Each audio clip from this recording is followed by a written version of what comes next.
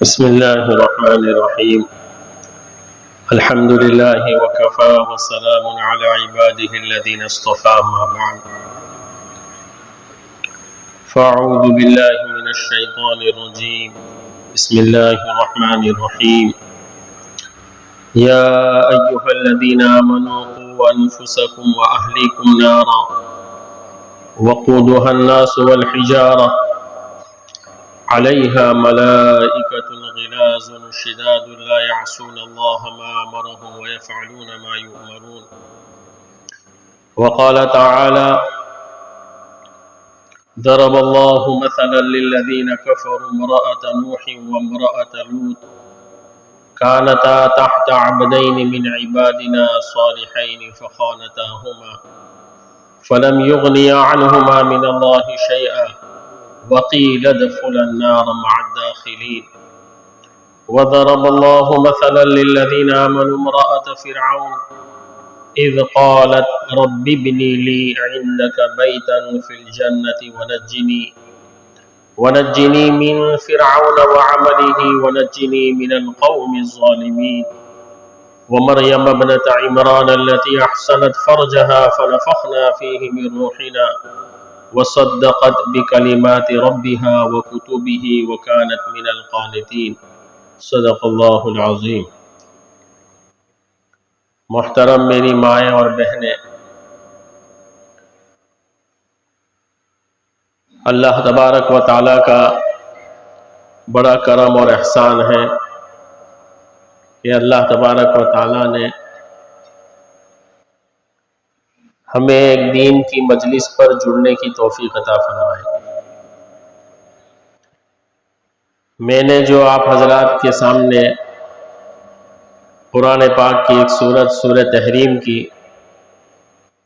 چند آیات تلاوت کی ہے، اس میں اللہ تبارک و تعالیٰ نے عورتوں کی فضیلت کو اور ان عورتوں کی فضیلت کو بیان کیا ہے جو ایمان پر قائم رہی، اور گویا اللہ تبارک و تعالیٰ نے عورتوں کا آئیڈیل کہ ہماری مسلم عورتیں کیسی ہونی چاہیے، اسلام کن عورتوں کو پسند کرتا ہے، اس کو اللہ تبارک و تعالیٰ نے اس میں بیان کیا ہے. سب سے پہلی چیز اللہ کا ہم اس بات پر شکر ادا کریں کہ اللہ تبارک و تعالیٰ نے ہمیں مسلمان گھرانے میں پیدا کیا، ایمان والے گھر میں پیدا کیا اور ایمان کی سمجھ بھی ہم کو عطا کی. ورنہ لاکھوں مسلمان کے گھر میں پیدا ہوئے ہیں لیکن دین کی سمجھ نہیں ہے. وہ مسلمان تو کہلاتے ہیں، وہ اپنے آپ کو مسلمان بھی کہتے ہیں، لیکن مسلمان ہونے کے بعد ہم پر اللہ کے کیا احکام واجب ہیں اس کو نہیں جانتے. ایمان جو ہم نے کلمہ پڑھا ہے لا الہ الا اللہ محمد رسول اللہ، یہ ہم سے کیا چاہتا ہے وہ یہ نہیں جانتے. ہزاروں لاکھوں مسلمان ہیں، بلکہ ایسے ہیں کہ آپ اگر ان کو پوچھے کلمہ پڑھو تو کلمہ بھی ان کو معلوم نہیں ہے. ان کو پوچھو کہ محمد صلی اللہ علیہ وسلم کون ہے تو وہ نہیں معلوم ہے. قربانی کا موقع آئے گا تو آپ اگر پوچھ لو ان کو کہ بھائی قربانی کس بات کی ہوتی ہے، کس لیے کی جاتی ہے، تو وہ ان کو کچھ معلوم نہیں ہے. ربیع الاول کا مہینہ آیا تو کیا ہے، رجب کا مہینہ آیا تو کیا ہے، شعبان کا مہینہ آیا تو کیا ہے، رمضان کے روزے کیا ہے، ان چیزوں سے یعنی جو موٹی موٹی چیزیں ہیں اسلام کی اس سے بھی ناواقف. تو اللہ کا تو ہم پر احسان ہے کہ اللہ نے ہمیں دیندار بھی بنایا، ایمان بھی دیا، اسلام والا گھر میں پیدا کیا اور ہمیں دین کی سمجھ بھی دی کہ ہم کچھ اللہ کی باتیں سنتے ہیں، اللہ کے احکامات پر ٹوٹا پھوٹا ہی صحیح لیکن ہم اللہ کے احکامات پر عمل کر رہے ہیں. ہم نماز پڑھ رہے ہیں، ہم شریعت کی دوسری پابندیوں کو فالو کر رہے ہیں، تو یہ اللہ کا ہم پر بہت بڑا احسان ہے. یہ ہمیں یہاں معمولی لگتا ہے، لوگ نماز پڑھنے کو معمولی سمجھتے ہیں، لوگ اللہ کے نبی صلی اللہ علیہ وسلم کی سنتوں کو زندہ کرنے کو معمولی سمجھتے ہیں. اللہ کے نبی صلی اللہ علیہ وسلم کی چھوٹی چھوٹی سنتیں ہیں، بڑی سنتیں ہیں، مسواک کرنا ہے، کھانے سے پہلے دعا پڑھنا ہے، کھانے کے آداب ہے، سونے کے آداب ہے، استنجا وغیرہ میں جانے کے آداب ہے، عورتوں کے دوسرے مسائل کے جو آداب ہے، اس کو فالو کرنے کو آج لوگ مذاق سمجھتے ہیں کہ اس میں نہیں کیا تو کیا ہوا۔ ہاں، مسلمان بھی ایسا کہتا ہے کہ اس میں نہیں کیا تو کیا ہوا۔ تو یہ حقارت، یعنی ہمارے دل میں اس کی کوئی اہمیت کا نہ ہونا، یہ بھی گمراہی ہے۔ تو میں نے جو آیت کریمہ پہلی آیت جو تلاوت کی ہے، اس میں اللہ تعالیٰ، یہ سورہ تحریم ہے، اس میں فرماتے ہیں کہ یا ایھا الذین آمنوا قوا انفسکم، کہ ایمان والوں میں مرد بھی آ گئے اور ایمان والوں میں عورتیں بھی آ گئے۔ جہاں کہیں قرآن میں خطاب ہے یا ایھا الذین آمنوا سے یا ایھا الناس سے، تو یہ تمام کو خطاب ہے، مردوں کو بھی خطاب ہے اور عورتوں کو بھی خطاب ہے۔ کیا فرمایا اللہ تعالیٰ نے؟ قوا انفسکم، کہ اپنے آپ کو بچاؤ۔ سب سے پہلی ہماری جو ذمہ داری ہے وہ اپنے آپ کو بچانے کی ہے۔ اس کے بعد ہے وَأَهْلِيكُمْ، اور اپنے گھر والوں کو بچاؤ۔ کہا کس بات سے بچاؤ؟ تو کہا نار عربی میں آگ کو کہتے ہیں، آگ، جہنم کی آگ۔ یہ جو 7 مرتبہ ہم پڑھتے ہیں فجر کی نماز کے بعد، مغرب کی نماز کے بعد، اللہم اجرنا من النار، اللہم اجرنا من النار، کیا مطلب اس کا؟ کہ یا اللہ تو ہمیں آگ، یعنی جہنم کی آگ سے تو ہمیں بچا لے، ہماری حفاظت فرما۔ تو یہاں بھی اللہ تعالیٰ فرماتے ہیں کہ یا ایھا الذین آمنوا قوا انفسکم واہلیکم نارا، کہ ایمان والو تم اپنے آپ کو اور اپنے گھر والوں کو جہنم کی آگ سے بچاؤ۔ دیکھو، ایک بات ہوتی ہے کہ دنیا میں جو غیر مسلم ہیں ان کو یہ خطاب کیا جاتا ہے، یعنی یہاں اللہ تعالیٰ استعمال کرتے یا ایھا الناس، کہ لوگوں اپنے آپ کو اور اپنے گھر والوں کو بچاؤ، یعنی جو ایمان نہیں لائے وہ بھی اس میں شامل ہو جاتے ہیں۔ تو معلوم ہوا کہ ایمان لانے کے بعد ایمان پر قائم رہنا، ایمان والوں کو خطاب کیا گیا ہے کہ اے ایمان والو، تم کہیں یہ دھوکے میں نہ رہ جاؤ کہ میں تو مسلمان ہوں، مسلمان کے گھر میں پیدا ہوا ہوں تو بس میں تو سیدھا جنت میں۔ آج مسلمان یہی سمجھتا ہے، یعنی بہت سارے مسلمان یہی سمجھتے ہیں۔ ہم غیر مسلموں کو دیکھتے ہیں، چاہے وہ مسلمان 5 وقت کی نماز نہیں پڑھتا ہے، جمعہ کی نماز بھی شاید نہیں پڑھتا ہے، عید کی نماز سال میں کبھی پڑھ لے، لیکن وہ بھی اپنے آپ کو ہندو، غیر مسلم کو دیکھ کر کیا سمجھتا ہے کہ یہ جو جہنم میں جائے گا اور میں سیدھا جنت میں ہی چلا جاؤں گا۔ یہ دھوکہ ہے ہم کو۔ تو اللہ تبارک و تعالیٰ نے یہاں فرمایا کہ یا ایھا الذین آمنوا، کہ ایمان والو تم بچاؤ۔ مطلب ہوا کہ صرف مسلمان ہونا اور صرف ایمان والا ہونا کافی نہیں ہے، اس کے ساتھ اعمال کی بھی ضرورت ہے۔ قوا انفسکم واہلیکم نارا، کہ وہ جہنم، پھر اس کا بیان کیا ہے وقودھا الناس والحجارہ، کہ وہ جو جہنم ہے نا، اللہ نے اس کو بھی بیان کیا ہے کہ اس کا جو ایندھن ہے، قود کہتے ہیں ایندھن کو، تو اس کا جو ایندھن ہے وہ انسان اور پتھر ہے، یعنی جو انسان اللہ کو ماننے والے نہیں ہیں، جن کو جہنم میں ڈالا جائے گا، وہ جہنم کا ایندھن بنے گے، یعنی سلگنے والی چیز بنے گی، وہ کوئلہ بنے گی، وہ لکڑی بنے گی، یعنی اس میں جلے گے۔ اور پتھر کی جو آگ ہوتی ہے وہ سب سے سخت آگ ہوتی ہے۔ اور تفسیر ابن کثیر میں لکھا ہے کہ یہ جو پتھر ہے تو یہ جو گندھک کا پتھر ہوتا ہے، گندھک جو ماچس وغیرہ میں جو چلائی جاتی ہے، پٹاخے میں جو ڈالی جاتی ہے، اس کا پتھر ہوتا ہے۔ تو کہا کہ اس سے بھی خطرناک پتھر یہ ہوگے جہنم، یعنی اللہ تعالیٰ نے جہنم کی حقیقت کو بھی بیان کیا ہے کہ اس کو کوئی معمولی نہ سمجھے، بہت خطرناک چیز ہے۔ تو جہنم سے اپنے آپ کو، اپنے گھر والوں کو بچاؤ کہ جس کا ایندھن انسان اور پتھر ہے، وقودھا الناس والحجارہ۔ دوسری جو آیت میں نے تلاوت کی تو اصل یہ بات عورتوں کے بارے میں ہے، تو اللہ تعالیٰ نے 2 قسم کی عورتوں کو اس صورت میں بیان کیا ہے۔ پہلے بیان کیا ہے حضرت نوح علیہ السلام کی عورت کو، اور حضرت لوط علیہ السلام کی عورت کو۔ حضرت نوح علیہ السلام اللہ کے نبی ہیں، جن کو آدم ثانی بھی کہا جاتا ہے، یعنی آدم علیہ السلام سے لے کر حضرت نوح علیہ السلام تک ایک قوم آئی، پھر حضرت نوح علیہ السلام کے زمانے میں سیلاب آیا اور تمام قومیں ختم ہو گئی، اس کے بعد پھر واپس انسانوں کا جو سلسلہ شروع ہوا وہ حضرت نوح علیہ السلام سے شروع ہوا، تو ان کو آدم ثانی کہا جاتا ہے۔ تو ان کی جو اہلیہ تھی، ان کی جو عورت تھی، اس کا یہاں بیان ہے کہ وہ عورت حضرت نوح علیہ السلام کی نافرمان تھی اور اللہ کی بھی نافرمان تھی۔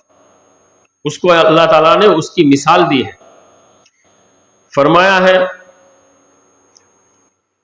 ضرب اللہ مثلا للذین کفروا امرأۃ نوح وامرأۃ لوط، کہ اللہ مثال بیان کرتے ہیں کس کی؟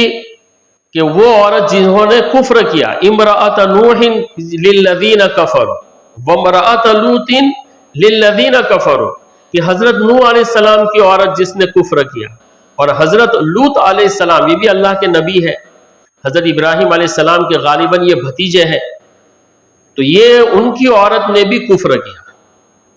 تو یہ اس سے ایک بات یہ بھی معلوم ہوتی ہے کہ کسی مولانا کے گھر میں پیدا ہو جانا، کسی دیندار گھرانے میں پیدا ہو جانا، یہ بھی اپنے ایمان کی باقی رہنے کی علامت نہیں ہے۔ اگر آدمی اس کی فکر نہیں کرے گا، ہم اپنے گھر میں ایمان کی فکر نہیں کریں گے، چاہے وہ مولانا کے گھر میں رہتی ہو، مولانا کی بیٹی ہو، مولانا کی بیوی ہو، اگر مولانا نے فکر نہیں کی اور ان کی عورت نے اپنے آپ کو بنانے کی فکر نہیں کی، ان کی بیٹیوں نے اپنے آپ کو بنانے کی فکر نہیں کی، تو وہ بھی گمراہ ہو سکتی ہے۔ دیکھو، یا تو نبی کی بیوی، آج سوال پیدا ہوتا ہے، ہم لوگ بعض مرتبہ اعتراض کرتے ہیں کہ مولانا نے چھوکرو છે ને આવું કરે છે، مولانا نے چھوکری છે તો આવું કરે છે، ہے نا، بہت دیندار بڑے مولانا ہیں، انہوں نے یہ غلطی کر دی۔ تو غلطی سے تو انبیاء کرام علیہ السلام کے علاوہ کوئی پاک نہیں ہے، انبیاء معصوم ہیں، انبیاء غلطی نہیں کر سکتے۔ لیکن حضرت نوح علیہ السلام کے بیٹے کا بھی واقعہ اسی طرح ہے سورہ نوح میں، کہ ان کا بیٹا بھی ایمان نہیں لایا اللہ پر۔ تو یہاں حضرت نوح علیہ السلام کی بیٹی کی مثال اللہ تعالیٰ بیان کر رہے ہیں کہ اس نے نبی کی بیوی ہونے کے باوجود کفر کیا۔ اللہ ہماری حفاظت فرماوے اس سے کہ ہم کس وقت گمراہ ہو سکتے ہیں، اس لیے ہمیشہ اللہ سے ہدایت مانگے۔ ہم جو نماز میں پڑھتے ہیں نا سورہ فاتحہ میں اہدنا الصراط المستقیم، تو یہ اسی لیے اللہ نے ہر نماز میں، ہر رکعت میں اس کو رکھا کہ ہم ہر وقت ہدایت کے محتاج ہیں، کس نہ معلوم کون سے وقت میں ہم پھسل جائیں، ہمیں پتہ بھی نہ چلے۔ حضرت لوط علیہ السلام اور حضرت نوح علیہ السلام کی بیوی یہ گمراہ ہوئی، کانتا تحت عبدین من عبادنا صالحین، کہ دیکھو یہ دو بیویاں ہمارے نیک بندے کے ماتحت تھی، نبی کے ماتحت تھی۔ کتنی بڑی بات ہے، یعنی ایک مولانا ہے اور اس کے ماتحت میں اس کی بچی ہے، تو یہ تو نبی تھے، اور نبی کی ماتحتی میں یہ دو عورت رہنے والی تھی، لیکن انہوں نے کفر کیا۔ کانتا تحت عبدین من عبادنا صالحین فخانتاہما، انہوں نے خیانت کی۔ اب یہاں مفسرین کہتے ہیں خیانت کیا کی تھی؟ تو یعنی نافرمانی کی تھی، اللہ کو نہیں مانا تھا۔ حضرت نوح علیہ السلام پر کوئی ایمان لے آتا تھا تو وہ مشرکین دوسرے کافروں کو بتا دیتی تھی کہ فلانا آدمی ایمان لایا، اس کو تم ستاؤ، اس کو جاؤ، اس کو پکڑو۔ حضرت لوط علیہ السلام کی بیوی کی بھی ایسی ہی حرکتیں تھیں کہ انہوں نے خیانت کی تھی۔ فلم یغنیا عنہما من اللہ شیئا، تو یہ دونوں کو کافی نہیں ہوا اللہ تعالیٰ سے کوئی چیز، یعنی ایسا ہونا چاہیے تھا کہ یہ تو نبی کی بیوی ہے، اللہ نے ایسا کیوں کیا؟ نبی کی بیوی سے غلطی ہو گئی تو معاف کر دینا چاہیے۔ نہیں، ایسا نہیں ہے، اللہ تبارک و تعالیٰ کا یہ قانون نہیں ہے کہ مولانا کی بیوی ہے تو اس کو معاف کر دو اور مولانا کی لڑکی ہے تو اس کو معاف کر دو، یہ اللہ کے یہاں قانون نہیں ہے۔ جو شرک کرے گا، جو اللہ کو نہیں مانے گا، جو اللہ کے احکامات پر عمل نہیں کرے گا، وہ جہنم میں جائے گا، وہ اس کا غلط راستہ ہے، اس کے لیے مولانا ذمہ دار نہیں ہے، اس کے لیے انبیاء ذمہ دار نہیں ہے۔ تو ہم سب کو اپنی ہدایت کی فکر کرنی چاہیے اس آیت کے ضمن میں۔ وَقِيلَ ادْخُلَا النَّارَ مَعَ الدَّاخِلِينَ، اللہ تعالیٰ فرماتے ہیں کہ یہ دونوں ہمیشہ کے لیے جہنم میں داخل ہو جائیں۔ دیکھو یہ کتنی سخت بات ہے۔ میں اس بات کو بیان کرنے کے قابل نہیں ہوں کہ انبیاء کی عورتوں کے بارے میں، لیکن اللہ تبارک و تعالیٰ نے اس کو بیان کیا ہے، جس کو میں آپ کے سامنے صرف پیش کر رہا ہوں کہ انبیاء کی بیوی ہونے کے باوجود جب نافرمانی کی اللہ تبارک و تعالیٰ کی اور نبیوں کی نافرمانی ہے نا، نبیوں کا مذاق اڑایا، نبیوں کی نافرمانی کی، تو اللہ تعالیٰ ان کو جہنم میں ڈالے گی، اور کہا مع داخلین، جہنم میں داخل ہونے والے کے ساتھ وہ ہمیشہ جہنم میں رہے گی۔ اللہ ہم سب کی حفاظت فرمائے۔ تو ایک مثال تو یہ عورتوں کی اللہ نے ان عورتوں کی دی کہ جو نبی کے گھر میں تھی لیکن ہدایت پر نہیں تھی۔ اب دوسری مثال سن لیجئے، بہت عجیب اللہ نے یہ منظر کھینچا ہے، آپ پڑھ سکتے ہیں، جو قرآن کا ترجمہ وغیرہ پڑھتے ہیں تو سورہ تحریم یہ 28ویں پارے کی آخری سورت ہے اور اس کا آخری رکوع ہے، اس کے آخری صفحے پر یہ ہے۔ اب اللہ آگے فرما رہے ہیں وَضَرَبَ اللَّهُ مَثَلًا لِّلَّذِينَ آمَنُوا امْرَأَتَ فِرْعَوْنَ، کہ اللہ تعالیٰ مثال بیان کرتے ہیں وہ اس عورت کی، امرأت فرعون کی، جو اللہ پر ایمان لے آئی۔ اب یہ کیا واقعہ ہے؟ یہ حضرت آسیہ رضی اللہ تعالی عنہ کا واقعہ ہے۔ شاید آپ لوگوں نے سنا ہو کبھی مستورات کے بیان میں، نہیں سنا تو میں انشاءاللہ اس واقعے کو اس لیے بیان کرنا چاہتا ہوں کہ ہم لوگوں کو یہ ایمان کی دولت کیا ہے اور ایمان کیا چیز ہے اس پر ہم کو پتہ چلے۔ تو یہ حضرت فرعون کی، یہ فرعون جو اللہ کا نافرمان، جس نے خود خدائی کا دعویٰ کیا تھا، اپنی قوم کو کہتا تھا کہ میں خدا ہوں اور میرے محل کے نیچے یہ نہر بہتی ہے، جنات تجری من تحتی، کہ یہ میرے جو یہ باغات ہے اس کے محل ایسی جگہ پر بنا ہوا تھا کہ جس کے اطراف میں باغات تھے اور اس کے نیچے سے نہریں بہتی تھی۔ آپ نے سنا ہوگا حضرت موسیٰ علیہ السلام کی والدہ نے جب حضرت موسیٰ علیہ السلام کو وہ ایک بکسے میں اور ایک ٹوکری میں رکھ کر ندی میں بہا دیا تھا اللہ کے حکم پر، اور وہ فرعون آسیہ کے پاس جو وہ نہا رہی تھی تو اس کے پاس وہ پہنچا ہے اور پھر حضرت موسیٰ علیہ السلام کی پرستش ہوئی تھی، تو یہ وہی آسیہ کا بیان ہے، امرأت فرعون، کہ فرعون کی عورت۔ واقعہ یہ ہوا تھا، مفسرین نے دو واقعات لکھے ہیں، کہ ایک تو یہ ہے کہ فرعون کا جب حضرت موسیٰ علیہ السلام سے مقابلہ ہوا، اور اس زمانے میں جادوگروں کا بہت زور تھا، اللہ تعالیٰ نے ہر نبی کو اپنے زمانے کی امت کے مطابق معجزے دیے تھے۔ تو حضرت موسیٰ علیہ السلام کے زمانہ جادوگروں کا تھا، تو حضرت موسیٰ علیہ السلام کو ایسے معجزے دیے کہ جو جادوگروں کا مقابلہ کر سکے۔ تو ایک عصا تھا حضرت موسیٰ علیہ السلام کے ہاتھ میں، وہ سانپ بن جاتا تھا، جادوگر اپنی رسیوں کو سانپ بنا لیتے تھے، اور بھی دوسرے معجزات دیے تھے حضرت موسیٰ علیہ السلام کو، اور جو عذاب بھی ایسے آئے، کبھی خون کا عذاب آیا، کبھی مینڈک کا عذاب آیا، کبھی ٹڈیوں کا عذاب آیا، اس طرح سے 7 8 9 قسم کے عذاب الگ الگ طریقے سے حضرت موسیٰ علیہ السلام نے قوم فرعون پر اتارا اللہ کے حکم سے۔ تو یہ مقابلہ حضرت موسیٰ علیہ السلام کا اور جادوگروں کا، جب حضرت موسیٰ علیہ السلام نے فرعون کو دعوت دی کہ تیرا اور میرا رب تو اللہ ہے، تو اپنی قوم کو کیوں گمراہ کرتا ہے، اپنی خدائی کا دعویٰ کیوں کرتا ہے، تو بنی اسرائیل کو میرے ساتھ بھیج دے، تو بنی اسرائیل کو میرے لیے آزاد کر دے، اور تو خود بھی اللہ پر ایمان لیا۔ یہ حضرت موسیٰ علیہ السلام نے دعوت دی، تو پھر اس نے جب دعوت کا انکار کیا تو حضرت موسیٰ علیہ السلام نے اس کے دربار میں عصا ڈالا جو اژدہا بن گیا، اس وقت سانپ بن گیا، اور فرعون ڈر گیا۔ تو فرعون نے کہا کہ یہ کوئی کمال کی تو جادوگر ہے، میرے حکومت میں بھی بڑے بڑے جادوگر ہیں، میں تیرا مقابلہ کراتا ہوں، اگر تو سچا نبی ہے تو جادوگروں سے مقابلہ کر لے۔ پھر مقابلے کا دن طے ہوا، تو فرعون کے دربار کے باہر میدان میں جادوگر جمع ہوئے، حضرت موسیٰ علیہ السلام وہاں تشریف لائے۔ تو یہ جو حضرت آسیہ ہے، جو فرعون کی بیوی ہے، رانی ہے، ابھی یہ ایمان میں داخل نہیں ہوئی ہے، اس نے وہ بھی فرعون کے ساتھ یہ مقابلہ دیکھنے کے لیے بیٹھی تھی۔ تو جب فرعون نے اپنے ملک میں اعلان کروایا، اپنی حکومت میں تمام جادوگروں کو جمع کیا، بڑے بڑے جادوگروں کو، قرآن میں بہت ساری جگہ یہ واقعہ اللہ تعالیٰ نے بیان فرمایا، بہت ساری جگہ۔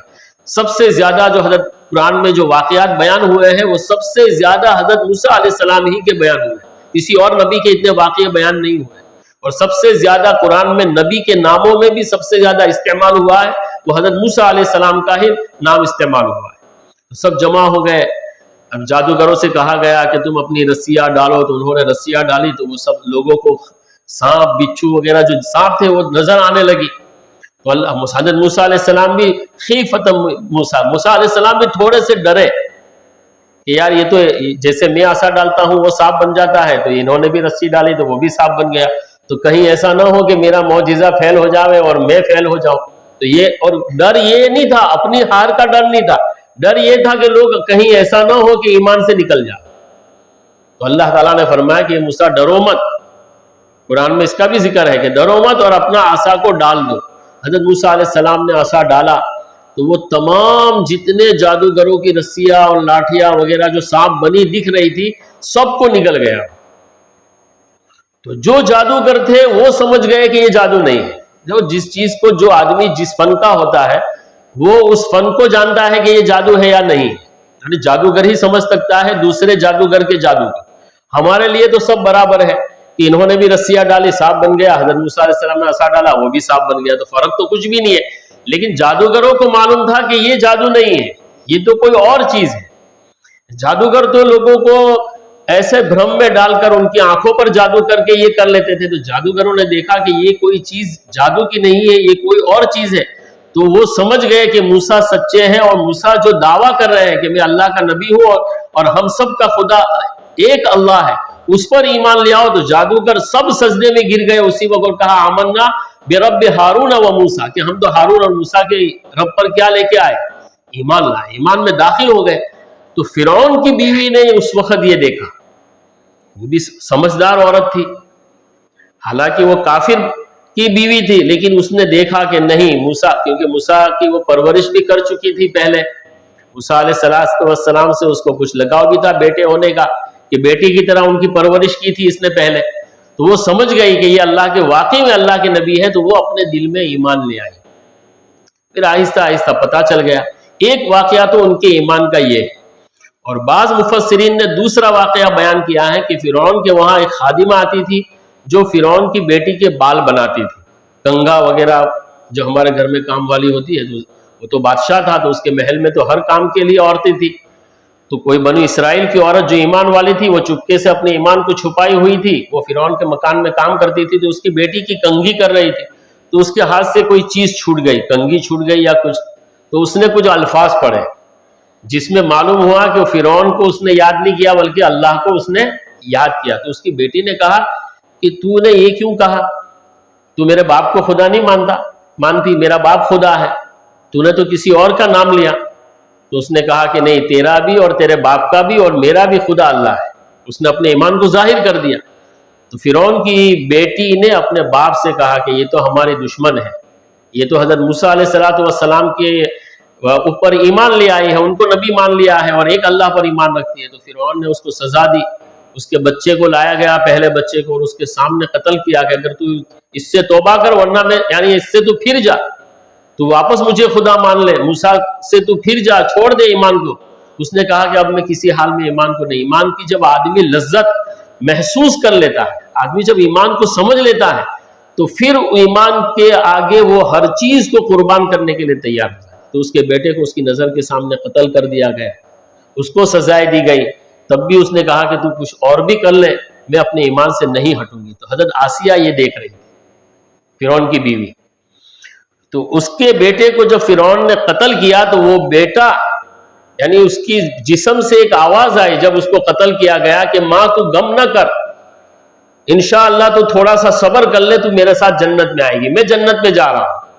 تو حضرت آسیہ نے بھی یہ چیز سنی، فرعون نے پھر اس کو مارا وغیرہ کیا، پھر دوسرے بیٹے کو قتل کیا، پھر اخیر میں اس کو بھی قتل کر دیا۔ تو حضرت آسیہ نے یہ چیز دیکھی تو اس پر حضرت آسیہ ایمان لے آئی چپکے سے اپنے دل میں۔ تو یہ دو واقعات ہیں، ہو سکتا ہے پہلے بھی ایمان لے آئی ہو یا دوسرے میں، اور دونوں واقعات سے اس کا ایمان اور مضبوط ہو گیا ہو۔ اب جب یہ بادشاہ کی بیوی ہے، رانی ہے، ملکہ ہے، اب دھیرے دھیرے آدمی کی جب کوئی چیز اس نے مان لی ہے تو اب لوگ جو محل میں کام کرنے والے ہیں وہ سب دیکھ رہے ہیں کہ یہ تو اب دوسری عبادتیں کر رہی ہے، موسیٰ کو رب مان رہی، تو بات یہ آہستہ آہستہ فرعون تک پہنچ گئی۔ تو حضرت آسیہ کو فرعون نے بلایا اور کہا کہ ایسا ہے، تو کہا ہاں میں تو موسیٰ علیہ السلام پر ایمان لے آئی ہوں اور میرا اور تیرا رب اللہ ہے۔ اس نے فرعون کے سامنے، تو فرعون کو بہت غصہ آیا، اس نے سزا دینا شروع کی۔ مفسرین حضرات نے اس کی سزا لکھی ہے، اس میں بھی دو قول ہیں، ایک یہ کہ اس کو مارا گیا، پیٹا گیا، سخت سزائیں دی گئی، اور پھر مصر کی، یہ مصر کا واقعہ ہے، اور وہاں کی جو دھوپ ہوتی ہے تپتی 52 ڈگری 50 ڈگری کے اوپر ہوتی، تو ریت میں ان کو لٹایا گیا، ان کو سزائیں دی گئی، ان کے سینے پر پتھر رکھا گیا۔ اور بعض روایت میں ہے کہ وَفِرْعَوْنَ ذِی الْأَوْتَادِ، قرآن میں فرعون کے بارے میں ہے کہ یہ کھیلوں والا، یعنی یہ ایسی سزا دیتا تھا انسانوں کو زندے ہونے کی حالت میں ہاتھوں میں اور پیروں میں کھیلے ٹھوک دیتا تھا. تو اس نے حضرت آسیہ سے محبت بھی تھی اس کو، تو وہ پہلے تو چاہتا نہیں تھا کہ اس پر ظلم کرے، لیکن جب اس نے دیکھا کہ اس کی وجہ سے تو میری پوری جو قوم ہے وہ ایمان حضرت موسیٰ پر ایمان لے آئے گی، کہ جب تیری رانی ایمان لے آئی ہے، تیری بیوی ایمان لے کر آ گئی ہے، تو ایمان کوئی ایسی چیز ہے. تو فرعون نے بہت سمجھایا، لیکن جب سزائے دی گئی تو ان کو لٹا کر، اور بعض لوگوں نے کہا ہے کہ لکڑے پر رکھ کر ان کے دونوں ہاتھوں میں کھیلے ٹھوک دیے اسے، حضرت آسیہ رضی اللہ تعالیٰ عنہ، اور پیروں میں بھی کھیلے مار دیے اسے. پھر اور اس نے برا اور زیادہ، بہت کئی سال پہلے میں نے پڑھا تھا کہ اس نے تیل کا ایک تندور منگایا اور اس پر بڑی کڑھائی میں تیل کو گرم کیا اور ان کو برہنہ کر کے اس میں کہا کہ ایمان اب بھی تو چھوڑ دے، موسیٰ کے ایمان کو اب بھی تو چھوڑ دے، اللہ پر ایمان کو اب بھی چھوڑ دے، نہیں تو میں تجھے یہ گرم تیل میں برہنہ کر کے ڈال دوں گا. تو آسیہ نے پھر اللہ سے دعا کی. اللہ تعالیٰ نے اس دعا کو یہاں بیان کیا ہے. اذ قالت رب ابن لی عندک بیتا فی الجنہ ونجنی من فرعون وعملہ ونجنی من القوم الظالمین.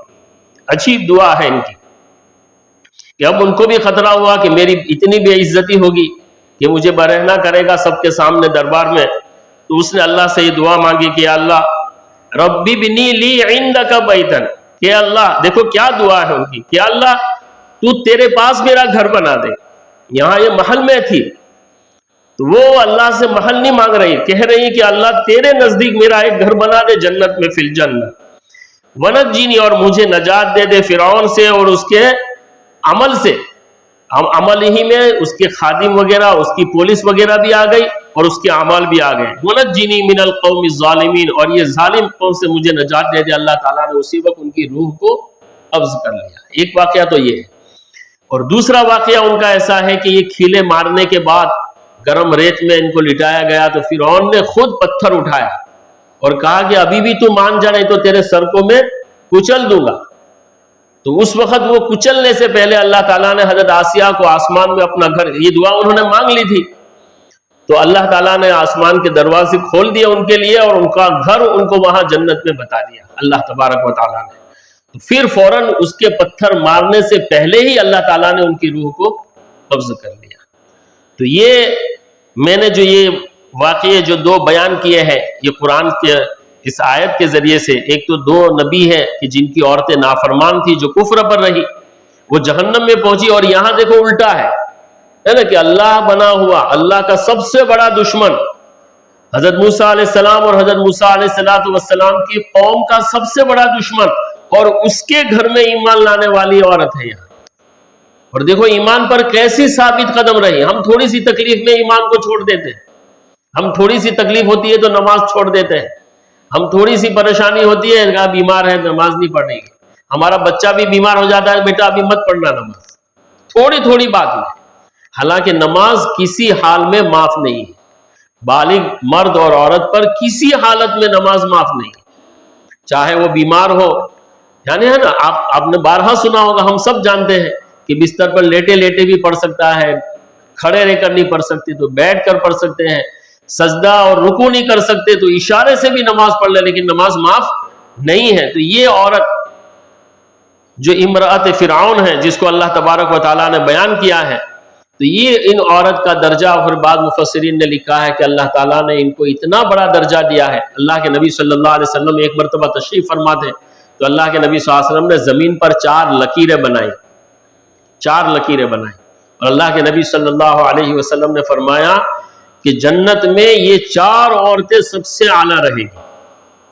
اس میں ہے حضرت خدیجہ رضی اللہ تعالی عنہ، سب سے پہلے حضرت خدیجہ کا بیان کیا ہے، ایک لکیر میں کہا یہ حضرت خدیجہ ہے، دوسری میں حضرت فاطمہ رضی اللہ تعالی عنہ ہے، اور تیسری میں حضرت مریم علیہ السلام کا ذکر ہے، اور چوتھی میں حضرت آسیہ رضی اللہ تعالی عنہ کا یہ مقام دیا ہے. اور ایک تفسیر ابن کثیر میں بہت عجیب بات لکھی ہے کہ اس دعا کی برکت سے جو حضرت آسیہ نے مانگی ہے، ربی ابن، آپ میں عورتوں سے خاص کہتا ہوں کہ یہ دعا کو یاد کر لیں. یہ 28ویں پارے کی آخری صفحے پر ہے، یہ ربی ابنی لی عندک بیتن فی الجنہ، کہ اے میرے رب تو بنا میرے لیے ایک گھر جنت میں تیرے نزدیک، ونجنی من فرعون، اور مجھے نجات دے فرعون سے۔ اب ہمارے لیے تو فرعون کون ہے؟ یہ تو آسیہ کے لیے فرعون تھا، ہمارے لیے بھی آج فرعون ہے۔ یہ جو ہے نا ہمارے ملک کے غیر مسلم بڑے بڑے سردار جو بادشاہ بنے ہوئے ہیں دنیا کے بڑے بڑے، یہ فرعون ہے ہمارے لیے، جو مسلمانوں پر آج ظلم ہو رہا ہے، مسلمانوں کے حقوق ضائع کیے جا رہے ہیں، مسلمانوں کو مارا جا رہا ہے، پیٹا جا رہا ہے، مسلمانوں کے گھر بار توڑے جا رہے ہیں، ہماری عورتوں کو بے عزت کیا جاتا ہے، ہم حجاب پہنتے ہیں، ہمارے حجاب کے پیچھے پڑے ہیں، ہمارے برقعے کے پیچھے پڑے ہیں، ہمارے مدارس کے پیچھے، ہماری بچیوں کے پیچھے، ہمارے بچوں کے پیچھے پڑے ہیں، یہ آج کے فرعون ہیں۔ تو ہم جب یہ دعا پڑھیں تو ہم ان کا خیال کریں کہ وَنَجِّنِي مِن فِرْعَوْنَ، کہ اللہ تو ہمیں نجات دے یہ ہمارے زمانے کے فرعونوں سے، وَعَمَلِهِ، اور ان کے لوگوں سے، ہے نا۔ اب ان کا پورا عملہ آ گیا، ان کی حکومت میں جتنے لوگ جو ہمارے دشمن ہیں وہ تمام کا ہم تصور کریں، اور پوری ظالم قوم سے، کہ جو مسلمانوں پر دنیا میں قومیں ہیں، یہود ہے جو ظلم کر رہی ہے غزہ وغیرہ میں، اور ساری دنیا میں مسلمانوں پر ظلم ہو رہا ہے، تو ہم یہ دعا کو نماز میں بھی پڑھا کریں۔ نماز میں کہاں پڑھیں گے ہم یہ دعا؟ جب ہم التحیات اور درود شریف سے فارغ ہو جائیں تو اس کے بعد ہم پڑھتے ہیں اللہم انی ظلمت نفسی فاغفر لی، اللہم انی ظلمت نفسی ظلما کثیرا، اور دوسری جو ہم دعائے معصورہ جو پڑھتے ہیں آخر میں درود شریف کے بعد، تو درود شریف کے بعد ہم یہ دعا بھی پڑھ لیا کریں کبھی کبھی۔ اصل میں ہم لوگ یہ سمجھتے ہیں کہ یہی دعا پڑھی جائے، وہاں کوئی بھی دعا پڑھ سکتے ہیں آپ، قرآن اور حدیث کی، ہم اپنی طرف سے بنا کر کوئی دعا نہیں پڑھ سکتے۔ ربنا لا تجعلنا فتنة للقوم الظالمین، یہ بھی پڑھ سکتے ہیں، ربنا نجنا من القوم الظالمین۔ پھر ربی ظلمت نفسی فاغفر لی فغفر اللہ، یہ دعا بھی پڑھ سکتے ہیں۔ حضرت یونس علیہ السلام والی دعا بھی پڑھ سکتے ہیں، حضرت آدم علیہ السلام والی دعا بھی پڑھ سکتے ہیں، ربنا لا تجعلنا فتنة للقوم الظالمین ونجنا برحمتک من القوم الکافرین، یہ دعا بھی پڑھ سکتے ہیں۔ لیکن یہ دعا عورتوں کے لیے بہت بہترین دعا ہے، کہ یہ حضرت آسیہ کی دعا ہے، تو اس کی برکت آپ کو ملے گی۔ تو یہ دعا کبھی کبھی ہم یہی دعا پڑھیں، درود شریف کے بعد یہی دعا کو بار بار پڑھیں۔ آج کے جو حالات ہیں میں اس کے پیش نظر کہتا ہوں، آپ کہیں گے مولانا کوئی نئی بات بتا رہے ہیں، نئی بات نہیں ہے۔ دیکھو درود شریف اور التحیات تو ہے پہلے سے، اور اس کے بعد نماز میں دعا کا ذکر ہے، اب وہ کوئی بھی دعا پڑھ سکتے ہیں۔ یہ ہمارے یہاں بچپن سے ہم نے ایک دعا رکھی ہے تو ہم اسی کو پڑھتے ہیں، تو ایسا نہیں ہے، قرآن کی اور حدیث کی کوئی بھی دعا پڑھ سکتے ہیں، ہم اپنی زبان میں کوئی دعا نہیں مانگ سکتے، وہ تو نماز کے بعد ہم اپنی زبان کی دعا ہم مانگیں گے۔ تو یہ دعا ہے پڑھ لیا کہ ربی بنی لی عندک بیتن فی الجنہ، اس کا ترجمہ بھی ہم یاد کر لیں کہ میرے رب بنا میرے لیے ایک گھر جنت میں تیرے پاس، اور نجات دے تو مجھے فرعون سے اور اس کے ساتھیوں سے، اور یہ ظالم قوم سے بھی تو ہمیں کیا کر نجات دے۔ تو حضرت ایک جو یہ دعا کی برکت سے جو حضرت آسیہ کو ایک مقام دکھایا گیا ہے، تو ایک تو اللہ کے نبی صلی اللہ علیہ وسلم نے وہ 4 عورتوں کا بیان کیا، اور بعض مفسرین نے اخیر میں اس سورت کی تفسیر میں، تفسیر ابن کثیر میں ایک بات لکھی گئی ہے کہ حضرت آسیہ کا نکاح اللہ تبارک و تعالی آسمان میں حضور پاک صلی اللہ علیہ وسلم کی صحبت عطا فرمائے۔ یہ دعا سے اتنا بڑا مقام ان کو ملا ہے کہ وہ دنیا میں تو بیوی تھی فرعون کی، اور آخرت میں جنت میں یہ بیوی بنے گی تمام انبیاء کے سردار محمد رسول اللہ صلی اللہ علیہ وسلم کی یہ بیوی بنے گی۔ کتنی بڑی اللہ تبارک و تعالیٰ نے ان کو یہ فضیلت دی ہے اپنے ایمان پر قائم رہنے کی وجہ سے۔ تو ہم اپنے ایمان پر قائم رہیں، ہم اپنے ایمان کو چھوٹی چھوٹی باتوں میں متزلزل نہ کر دے۔ ہاں ہم بہت آسانی سے ایمان کو چھوڑ دیتے ہیں، ہم احکامات کو چھوڑ دیتے ہیں۔ والعصر ان الانسان لفی خسر الا الذین آمنوا وعملوا الصالحات، کہ ایمان کے ساتھ عمل صالح بھی ضروری ہے۔ صرف ایمان مسلمان ہو جانا، صرف ایمان والا ہو جانا، صرف کلمہ پڑھ لینا، ایسا نہیں کہتا کہ کلمہ پڑھ لینا کافی نہیں، وہ بھی کام آئے گا، لیکن عمل صالحہ کا ہونا اس کے ساتھ ضروری ہے، کہ جو اللہ تبارک و تعالیٰ نے ہم پر احکامات نازل فرمایا ہے، جو ہمیں صبح سے لے کر شام تک کی زندگی اور شام سے لے کر صبح تک کی زندگی جو اللہ تعالیٰ نے عطا کی ہے، وہ پوری کی پوری ہمیں اللہ کے نبی صلی اللہ علیہ وسلم کے طریقے کے مطابق گزارنی ہے۔ یہ لا الہ الا اللہ اور محمد رسول اللہ ہم سے چاہتا ہے کہ ہم ہم اللہ کے ساتھ کسی کو شریک نہ کریں. کوئی باوا کوئی پیر ہمارا کوئی کام نہیں کر سکتا. آج اس میں بھی سب لوگ مبتلا ہو جاتے ہیں کہ فلانی جگہ جاؤ اور وہاں سے تیرا کام ہو جائے گا، فلانی جگہ سے تعویذ لے کے آ جاؤ، یہ لے کے آ جاؤ. تو یہ سب چیزیں ہیں، لیکن اس کو ہم شرک کے طور پر کہ وہی کر دیں گے ہمارا کام ہو جائے گا، فلانا مولانا ہمارا کام کر دیں گے، فلانے پیر ہمارے کام کر دیں گے، فلانی مزار پہ جائیں گے تو ہمارا کام ہو جائے گا.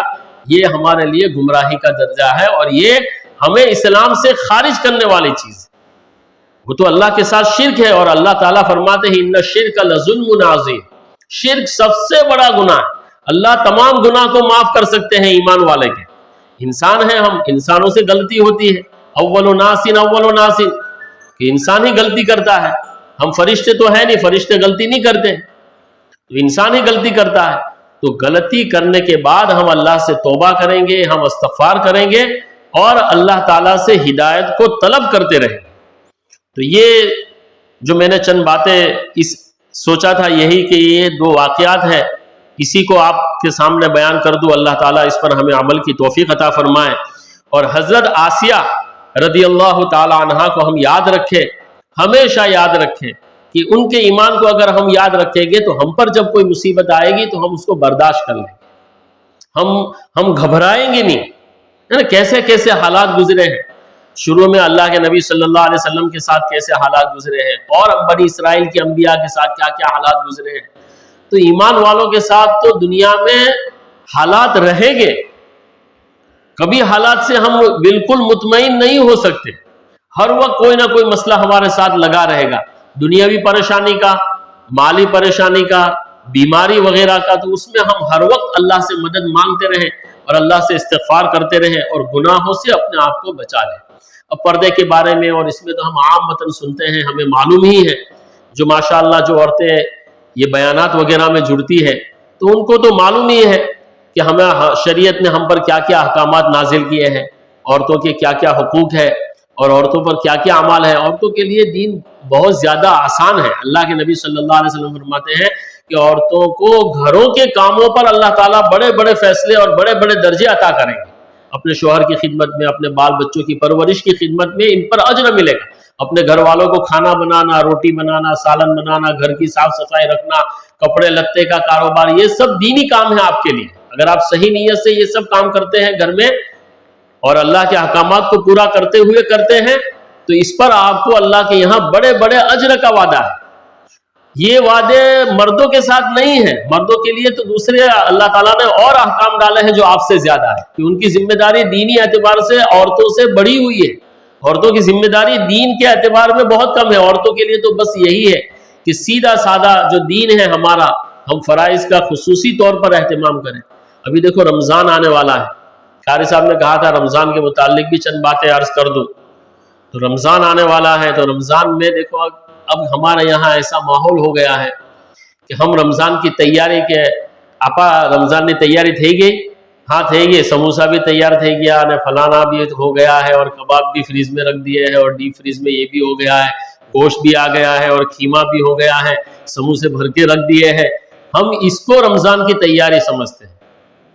خیر کھانا اللہ تعالیٰ منع نہیں کرتے، لیکن اب اس میں ہم بہت زیادہ بڑھ چکے ہیں. یہ پسندیدہ نہیں ہے اسلام میں. سمجھو، ہماری عورتیں بھی اس کو سمجھے کہ ٹھیک ہے آپ اپنے بچوں کے لیے، اپنے شوہر کے لیے کر لو، تھوڑا سا انتظام کر لو، بہت زیادہ نہیں. کیوں کہ بہت زیادہ تو آپ کا پورا رمضان کھانے پکانے میں، برتن دھونے میں اور اسی میں نکل جاتا ہے. عبادت ہوتی نہیں ہے، نہ قرآن کی تلاوت ہوتی ہے، نہ نماز ہماری نفلیں ہوتی ہے، نہ قرآن کچھ پڑھتے ہیں، نہ تسبیحات کی پابندی ہوتی ہے. افطاری کے وقت افطاری کی تیاری میں سارا دن گزر جاتا ہے. جوہر کے بعد سے لگتے ہیں تو عصر، اور عصر سے مغرب تک، اور پھر مغرب کے بعد وہ برتن دھونے میں عشاء ہو جاتی ہے، پھر عشاء کے بعد پھر کچھ کھانا پکانا تیاری. ہم تو رمضان میں کیا، حضرت شیخ رحمۃ اللہ علیہ نے، شیخ زکریا رحمۃ اللہ علیہ نے فضائل اعمال میں لکھا ہے کہ روزے دار ہم لوگ، ہمارا روزہ تو کیسا ہے کہ تلافی معافات میں افطاری میں لوچے کر ڈالتے ہیں ہم لوگ، اور حفظ ما تقدم میں سحری میں لوچے کر ڈالتے ہیں. حفظ ما تقدم کہتے ہیں کہ ابھی ہم بھوکے رہنے والے ہیں، 5:30 بجے سحری کا آخری ٹائم ہے، تو اس کے بعد ہمارا کھانا پینا بند ہو جائے گا، تو ہم ٹینشن میں رہتے ہیں کہ میں یہ کھا لوں، یہ کھا لوں، یہ پی لوں تو میرے کو روزہ نہیں لگے گا، ہے نا. وہ لوگ بعض کہتے ہیں کہ لیلی یہ جو ہے نا ہری الائچی ہوتی ہے تو گرمی میں استعمال کریں. خیر یہ تو حکیم لوگ بتاتے ہیں اور یہ اچھی چیز ہے.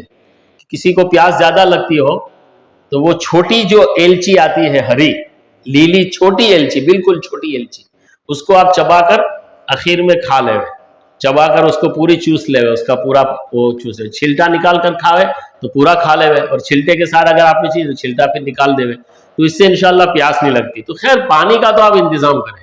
لیکن دیکھو حدیث میں اللہ کے نبی صلی اللہ علیہ وسلم نے سحری کے بارے میں کہا ہے کہ ایک کھجور ہی کھا لے. اب ہماری تو سحری بھی بہت تگڑی کیوں ہوتی ہے کہ ابھی مولانا 12 گھنٹے تک کچھ کھانے کا نہیں ہے، 13 گھنٹے تک مولانا نہیں پانی پینا ہے نہ کچھ کھانے کا ملے گا تو دبا کر کھا لے سحری میں. تو یہ حفظ ما تقدم ہو گیا کہ آنے سے پہلے ہم نے خوب کھایا، اور افطاری میں کیا کہ بھائی 13 گھنٹے سے کچھ نہیں کھایا، اب برابر واپس دبا کے کھاؤ، ہے نا. یہ ہوگا حفظ ما تقدم. اور یہ کھانے جو تلافی مافات کہ جو چھوٹ گیا 12-13 گھنٹے چھوٹ گئے ہمارے کھانے پینے کے، تو اس کے لیے ہم نے افطاری میں اور دبا کے کھایا اور پھر واپس رات کو کھایا. تو ہمارا رمضان تو اللہ ہم کو معاف کرے، ہم نے اس کو کھانے پینے کا مہینہ بنا لیا ہے. بھائی رمضان کھانے پینے کا مہینہ نہیں ہے، نہیں ہے، نہیں ہے. یہ مولانا لوگ بیان نہیں کرتے، بہت کم بیان کرتے ہیں اس کو. سمجھے ہم رمضان تو بھوکا رہنے کا مہینہ ہے، غریبوں کے ساتھ مواسات کرنے کا مہینہ ہے. جن کو کھانا 2 وقت نہیں ملتا ہے تو ہمیں بھی یہ پتا چلے کہ کھانے بغیر ہماری کیا حالت ہو سکتی ہے. لیکن فقہا کہتے ہیں کہ ہاں ہم کمزور ہیں، ہماری قوا پہلے جیسی نہیں ہے. اب ہماری جو صحت ہے، ہم 4 گھنٹے پانی نہیں پیتے تو ہم تکلیف شروع ہو جاتی ہے.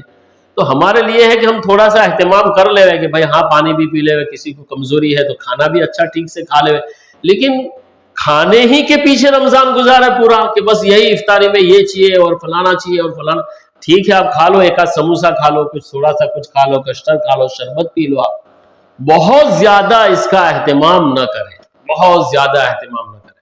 ہم لوگ الحمدللہ، میں تو اب تحدیث بھی نعمت کے طور پر آپ کو کہتا ہوں کہ میں بہت اہتمام کرتا ہوں اپنے گھروں میں بھی. اب اس کا میں بہت پابندی کراتا ہوں. بچے ہم بھی چاہتے ہیں کہ ہمارے بچے نے روزہ رکھا ہے تو چلو ان کے لیے کچھ اچھی چیز بناوے، کچھ کھاوے. لیکن بچوں کو بھی ہم کہیں کہ بیٹا یہ مہینہ ہم پورا سال بھی کیا کم کھاتے ہیں. اللہ تعالیٰ ہمارے یہاں تو اللہ نے اتنی نعمتیں دی ہے کہ جس کا کوئی شمار نہیں، پورا سال ہم کھاتے رہتے ہیں. اور مسلمان تو اب ایسا ہوا ہے جیسے کھانے کے لیے ہی پیدا ہوا ہے. چکن اور کباب اور فلانا اور چائنیز اور یہ، اور میرا لڑکے بھی ایسے ہے کہ وہ شاورما اور یہ روزانہ نہ بولتا ہوں کہ بیٹا باہر کا مت کھاؤ، لیکن وہ چٹا کے ایسے لگ جاتے ہیں بچوں کو کہ بس وہ چاہیے تو چاہیے ہی، کہ ابا تو بولتے ہی رہتے ہیں. میں چکن بھی نہیں کھانے دیتا ہوں، چائنیز بھی نہیں کھانے دیتا ہوں، بہت روکتا ہوں میں. تو یہ رمضان کا جو مہینہ ہے اس کو ہم عبادت میں گزارے، قرآن پڑھنے میں گزارے. حضرت فاطمہ عدویہ رحمت اللہ علیہ ایک بہت نیک عورت گزری ہے، ولی اللہ میں سے گزری ہے. یہ ایک مرتبہ اس نے رات کو، دیکھو یہ قرآن ہے نا، قرآن کیسے پڑھتی تھی عورتیں. ہمارے گھر میں بھی پہلے پڑھتے تھے، اب یہ موبائل نے آدھا وقت تو ہمارا لے لیا ہے کہ اب ہماری عورتیں بھی موبائل میں لگی رہتی ہے تو قرآن کم پڑھتی ہو گئی. اب پہلے موبائل نہیں تھا تو الحمدللہ کچھ نہ کچھ قرآن کی تلاوت زیادہ ہو جاتی تھی. تو یہ موبائل سے بھی ہم دور رہے. کم سے کم رمضان میں عورتوں کے لیے کم سے کم 1-2 گھنٹے تو فارغ کریں. صبح سحری کے وقت میں پڑھ لے یا فجر بعد پڑھ لے، اور رات کو عشاء کے بعد یا عشاء سے پہلے یا مغرب کے بعد اگر آپ کو تھوڑا وقت ملتا ہے یا عصر سے پہلے کچھ وقت ملے تو اس میں آدھا 1 گھنٹہ آپ قرآن پڑھ لیں تو کم سے کم 2-3 قرآن تو ہمارے کم سے کم، یہ تو میں بول رہا ہوں. اور جو عورتیں فارغ ہیں کہ جن کو کچھ کرنا نہیں ہے، گھر میں 2-4 عورتیں ہیں تو ان میں کچھ عورتیں ایسی ہیں کہ اگر وہ بہت زیادہ فارغ ہے تو وہ تو سارا دن جتنا بھی اپنا ہو وہ قرآن میں ہی گزارے. تو وہ حضرت فاطمہ عدویہ جو واقعہ سنا رہا تھا کہ ایک رات انہوں نے نفل نماز شروع کی اور قرآن پڑھنا شروع کیا.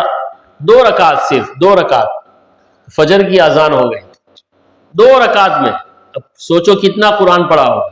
اور جب اذان ہوئی تو کہا اے اللہ تیری رات تو بہت چھوٹی ہو گئی کہ میں 2 رکعت ہی صرف پڑھ پائی ہوں.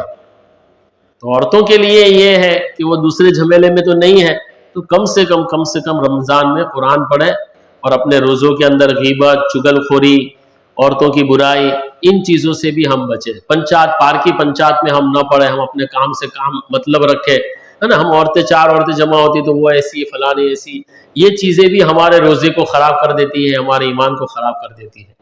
تو یہ وقت ہو گیا ہے، میں نے آپ کا وقت لیا ہے۔ اللہ تعالیٰ مجھے بھی عمل کی توفیق عطا فرمائے، میرے گھر والوں کو بھی، اور سارے عالم کی عورتوں کو اللہ تبارک و تعالیٰ ہدایت عطا فرماوے اور دین اسلام کی صحیح سمجھ عطا فرمائے۔ وما توفیقی الا باللہ علیہ توکلت و الیہ انیب۔